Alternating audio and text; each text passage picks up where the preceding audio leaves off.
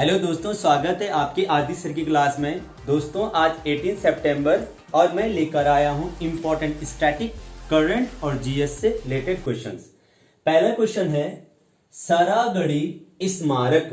Saragarhi monuments जो है अभी फिरोजपुर में पंजाब के मुख्यमंत्री भगवंत मान के द्वारा इसका अनावरण किया गया था।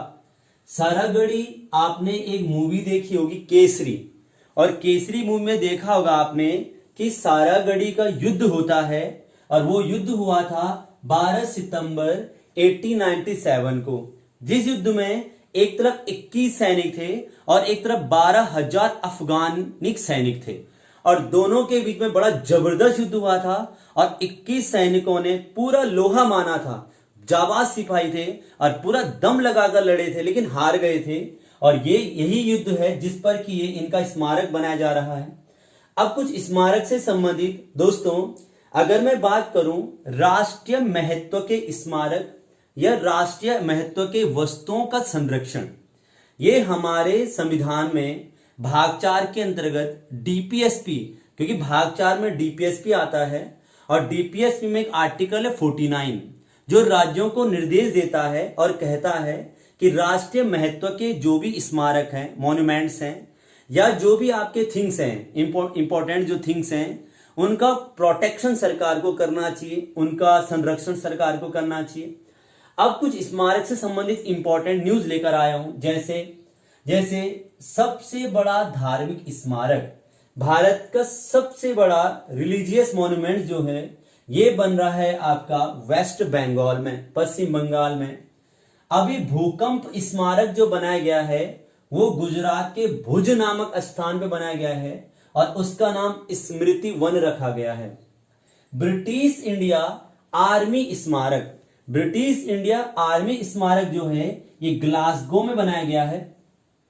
अभी हाल ही में अनंगताल झील को राष्ट्रीय स्मारक का दर्जा दिया गया और राष्ट्रीय स्मारक प्राधिकरण के अध्यक्ष जो हैं वो किशोर कुमार हैं। अनंगताल झील जो है दिल्ली में स्थित है। तो ये बड़े इंपॉर्टेंट स्मारक से रिलेटेड क्वेश्चन थे। अब चलते हैं दोस्तों अगले क्वेश्चन की ओर। दोस्तों अगला क्वेश्चन है आदि गुरु शंकराचार्य जी की प्रतिमा, स्टैच्यू ऑफ आदि गुरु शंकराचार्य 108 फीट की ये प्रतिमा जो है ये मध्य प्रदेश के ओंकारेश्वर में खंडवा जिले में लगाया गया है। ओंकारेश्वर मंदिर के पास यह स्टैचू लगाया गया है। अब अगर मैं ओंकारेश्वर मंदिर की बात करूं तो ओंकारेश्वर मंदिर में अद्वैत लोक संग्रहालय, अद्वैत लोक संग्रहालय एवं अद्वैत वन की स्थापना की गई थी। अद्वैत वन एवं विश्व का सबसे बड़ा तैरता हुआ सोलर प्लांट, विश्व का सबसे बड़ा तैरता हुआ सोलर प्लांट जो है यह भी खंडवा जिला मध्य प्रदेश में स्थित है। दोस्तों कुछ टाइम पहले हमने सुना था solar city, solar city Sanchi जो है वो भी मध्य प्रदेश में है। सांची का स्तूपा जो बौद्ध स्तूपों के लिए प्रसिद्ध है और जिस बौद्ध स्तूपों का निर्माण अशोक के द्वारा किया गया था। जब कलिंग युद्ध लड़ा था अशोक ने 261 ईसा पूर्व में, जिसका उल्लेख 13वें शिलालेख में है। अशोक के 13th जो शिलालेख है उसमें कलिंग युद्ध का निर्माण का उल्लेख है और जिसमें किस तरह से अशोक ने धर्म की नीति अपनाई थी, बौद्ध धर्म अपनाया था और किस तरह से अशोक ने युद्ध भूमि को देख करके एक हृदय परिवर्तन हुआ था और फिर उसने सांची का स्तूपा के निर्माण किया था। तो सांची जो है सोलर सिटी है। आज सांची यूनेस्को में शामिल हुआ था 1989 में। यूनेस्को जो है दोस्तों 1945 में स्टैब्लिश हुआ था 16 नवंबर को और यूनेस्को का हेडक्वार्टर जो है पेरिस में। यूनेस्को जो है साइंस, कल्चर और एजुकेशन पे काम करता है। अब यूनेस्को में अभी हाल ही में शांति निकेतन को शामिल किया गया है। शांति निकेतन 1901 में रविन्द्रनाथ टैगोर के द्वारा स्टैब्लिश किया गया था कलकत्ता में, जबकि शांति निकेतन को विश्वविद्यालय के रूप में 1921 में विश्व भारती विश्वविद्यालय के रूप में स्थापित किया गया था? विश्व भारती विश्वविद्यालय, विश्व भारती यूनिवर्सिटी 1921 शांति निकेतन ही था। और आपको पता होगा अभी लिविंग हेरिटेज साइट के रूप में यूनेस्को में शामिल हुआ है। अगर मैं सोलर विलेज की बात करूं, मुंडेरा गांव, मुंडेरा विलेज ये आपका गुजरात में है। दोस्तों आप कुछ स्टैचू बड़े इंपॉर्टेंट है, जैसे भारत के पहले वित्त मंत्री, जो भारत के पहले वित्त मंत्री थे षणमुखम शेट्टी, जिन्होंने आजाद भारत का पहला बजट रखा था, और आजाद भारत का पहला बजट रखा था षणमुखम शेट्टी ने, उन्हीं का स्टैचू बन रहा है आपका तमिलनाडु में। अगला, दुनिया की सबसे ऊंची नटराज की प्रतिमा, हाईएस्ट नटराज स्टैचू जो है, ये अभी आपने जगह सुना होगा भारत मंडपम। भारत मंडपम दिल्ली में वो जगह है जहां पर 9 और 10 सितंबर को G20 की अहम बैठक हुई थी, जिस बैठक में आपने देखा होगा कि बैठक की अध्यक्षता भारत ने करी है 2023 में, और नरेंद्र मोदी ने एक बड़ी इंपॉर्टेंट अनाउंसमेंट करी थी, जिसमें कि जैव ईंधन गठबंधन की बात हुई थी, बायोफ्यूल अलायंस की बात हुई थी, भारत यूरोप के बीच में कॉरिडोर बनाया जाएगा इसकी बात हुई थी, और तीसरा 21वें सदस्य के रूप में अफ्रीकन यूनियन को शामिल किया गया था। तो जो G20 की बैठक हुई थी वहीं पे भारत मंडपम और वहीं पर नटराज की प्रतिमा विश्व की सबसे बड़ी, जो कि आपका ऊंची है, जो कि आपका 28 फीट की है, और यह चोल साम्राज्य से संबंधित है। अब चोल साम्राज्य की बात कर रहा हूं, तो चोल साम्राज्य में अभी आपने सुना होगा एक सिंगोल आपने सुना होगा, नए संसद भवन में सिंगोल रखा गया था। सिंगोल जो था एक छड़ी थी जो चोल साम्राज्य से संबंधित थी। जब चोल राजा, एक राजा दूसरे राजा को सत्ता देता था, वो छड़ी देता था, और वही छड़ी आज हमारे संसद में रखी गई है। तो अगर चोल साम्राज्य की बात करो, दो जगह चोलों की बात कर रहा हूं। नटराज की प्रतिमा, नटराज भी चोल से संबंधित है, और सिंगोल जो संसद में रखा गया वो भी चोल से संबंधित है। अगली Statue of Unity. Statue of Unity 182 metre Narmada नदी के तट पर केवड़िया नामक स्थल पर सरदार वल्लभ भाई पटेल की यह स्टैच्यू विश्व की सबसे ऊंची प्रतिमा है, जो कि 182 मीटर है, और ये सरदार पटेल की प्रतिमा है। ये 31 अक्टूबर 2018 को मोदी जी ने इसका अनावरण किया था, और 31 अक्टूबर को एकता दिवस मनाया जाता है। वल्लभ भाई पटेल बहुत बड़ा नाम, भारत के प्रथम गृह मंत्री थे, भारत के बिस्मार्क कहा जाता है इन्हें, आयरन मैन कहा जाता है इन्हें। सरदार की उपाधि 1928 में बारदोली सत्याग्रह में महिलाओं के द्वारा दी गई थी। इन्होंने बारदोली में जाकर के किसानों की समस्या के खिलाफ सत्याग्रह किया था। समस्याएं चल रही थी किसानों की, और उसके लिए एक बड़ा सत्याग्रह किया था, इसलिए इन्हें सरदार कहा गया। 1931 में इन्होंने कराची अधिवेशन कांग्रेस का अध्यक्षता की थी, और उसी अधिवेशन में मूल अधिकारों का प्रस्ताव रखा गया था, और वही मूल अधिकारों का प्रस्ताव का जो बनाया था वो जवाहरलाल नेहरू ने बनाया था। देशी रियासतों का एकीकरण करने वाले व्यक्ति यही थे, तो बहुत बड़ा नाम है सरदार वल्लभ भाई पटेल। और 31 अक्टूबर 2019 इनके जन्म दिवस पर लद्दाख और जम्मू कश्मीर को केंद्र शासित प्रदेश का दर्जा दिया गया। अगला है स्टैच्यू ऑफ नॉलेज। ये भीमराव अंबेडकर का स्टैच्यू है, ये 70 फीट का स्टैच्यू है, 70 फीट का है। अगला है Statue of prosperity. Statue of prosperity Bangalore में है, कैंपीगौड़ा जी का है। कैंपीगौड़ा जी का नाम से वहां पर एयरपोर्ट, कैंपीगौड़ा एयरपोर्ट भी है, स्टैच्यू भी है। और ये स्टैच्यू का डिजाइनर जो थे उनका नाम था Ram V Sutar. Ram V Sutar Statue of Unity के डिजाइनर भी थे, और Ram V Sutar Statue of Prosperity के डिजाइनर भी हैं। अगला है Statue of Equality, Hyderabad Telangana की कैपिटल। और अभी हमने देखा था कि हैदराबाद को मुक्त करने के लिए ऑपरेशन पोलो चलाया गया था। 13 से 18 सितंबर तक ये ऑपरेशन चला था 1948, और 17 सितंबर को हैदराबाद मुक्ति दिवस मनाया जाता है, आजाद हुआ था। तो ये ऑपरेशन पोलो चलाया था हैदराबाद, और हैदराबाद में ही रामानुजाचार्य की 216 फीट की एक स्टैच्यू ऑफ इक्वलिटी है। अगला है स्टैच्यू ऑफ बिलीफ, जो भगवान शिव जी की है, नाथुद्वार राजस्थान में ये स्टैच्यू है, बहुत प्रसिद्ध स्टैच्यू है। तो दोस्तों उम्मीद करता हूं आपको एक साथ जबरदस्त तरीके से क्वेश्चन दे पा रहा हूं। ध्यान से सुनते रहें, एकाग्रचित होकर सुने और नोट करते रहें। चलते हैं अगले क्वेश्चन की ओर। दोस्तों अगला क्वेश्चन है, क्रिप्टो करेंसी को अपनाने वाला पहला देश जो था जिसने क्रिप्टो करेंसी को अपनाया है वह है भारत। भारत पहला देश है। क्रिप्टो करेंसी का मतलब होता है यह एक वर्चुअल करेंसी होती है। वर्चुअल का मतलब होता है जैसे आप फोन पे या आपके पास गूगल पे होता है, तो आपको कोई पैसा दिखता नहीं है ना, पैसा आप हाथ से पकड़ते हैं, उसमें आप ऑनलाइन ट्रांजेक्शन करते हैं, तो उससे ही वर्चुअल कहते हैं। तो क्रिप्टो करेंसी एक वर्चुअल करेंसी है। और क्रिप्टो करेंसी एक आई थी बिटकॉइन, आपने सुना होगा बिटकॉइन का नाम। बिटकॉइन 2008 में आई थी और 28 अक्टूबर को बिटकॉइन आई थी और उसके फाउंडर थे संतोशी नाकामोची। संतोशी नाकामोची बिटकॉइन लेकर आए थे।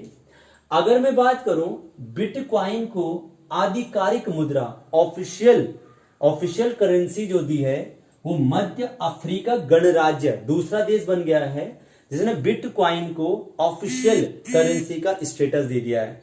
अगर फर्स्ट देश की बात करो, फर्स्ट नेशंस की बात करो, तो अल सल्वाडोर विश्व का पहला देश है जिसने बिटकॉइन को वैधानिक रूप से मुद्रा का दर्जा दिया है।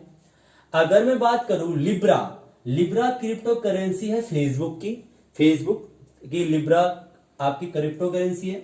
नाइजीरिया की क्रिप्टो करेंसी ई नायरा, अभी लॉन्च किए नाइजीरिया ने e Naira. Bitcoin City El Salvador में बनाया गया है और वह पहला देश है जिसने कि बिटकॉइन को अपनाया था, वैधानिक रूप से पहला देश अपनाने वाला पहला देश था। संतोशी नाकामोची बिटकॉइन के फाउंडर थे और 28 अक्टूबर 2008 को बिटकॉइन आया था। अगला क्वेश्चन है प्रवर्तन निदेशालय के महानिदेशक। प्रवर्तन निदेशालय ऐसा निदेशालय होता है जो गलत तरीके से पैसों का आदान प्रदान करते हैं, ब्लैक मनी व्हाइट मनी में कन्वर्ट करते हैं, गलत तरीकों से भ्रष्टाचार करते हैं। तो प्रवर्तन निदेशालय, इसमें ईडी सुना होगा आपने, उसके अभी डायरेक्टर जनरल महानिदेशक बने हैं, उनका नाम है राहुल नाविक। अब कुछ इंपॉर्टेंट यहां पर नियुक्तियां हैं, जैसे सीबीआई जो है सेंट्रल ब्यूरो ऑफ इंडिया के डायरेक्टर हैं परवीन सूद, ये नए बने हैं। और सीबीआई की स्थापना हुई थी 1 अप्रैल 1963।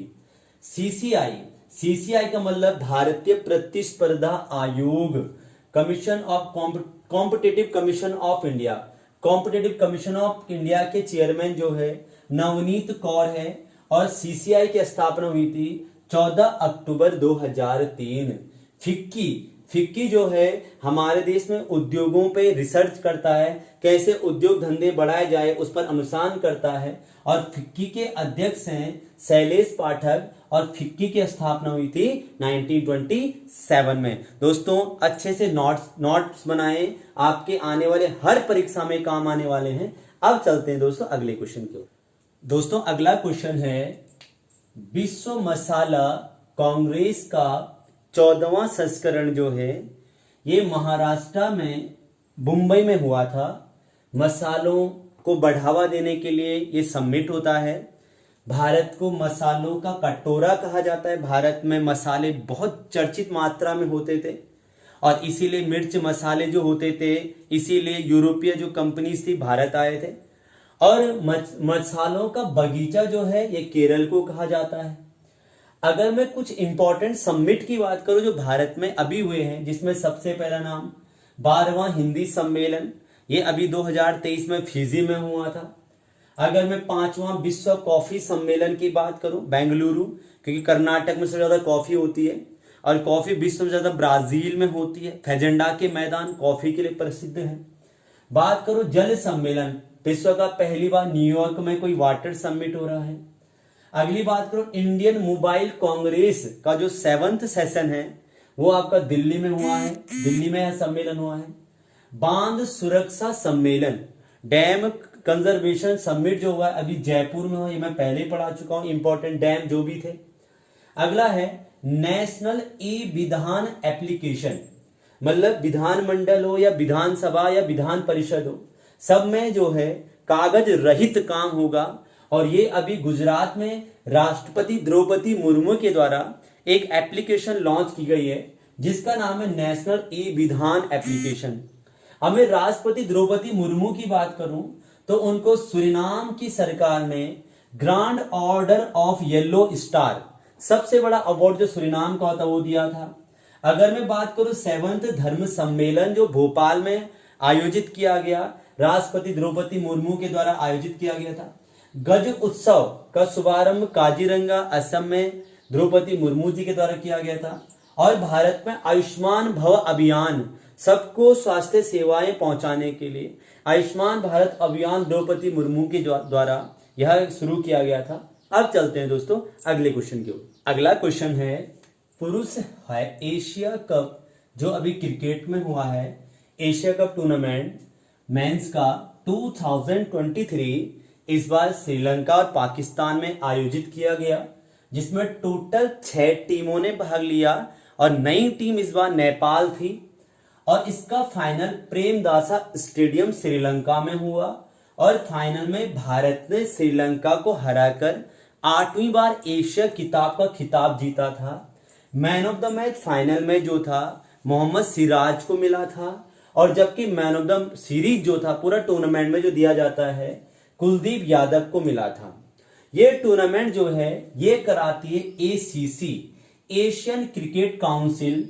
19 सितंबर 1983 को एसीसी बनी थी, जिसका हेडक्वार्टर कोलंबो श्रीलंका में है और जिसके चेयरमैन है जयसा, और इसमें टोटल मेंबर है 25।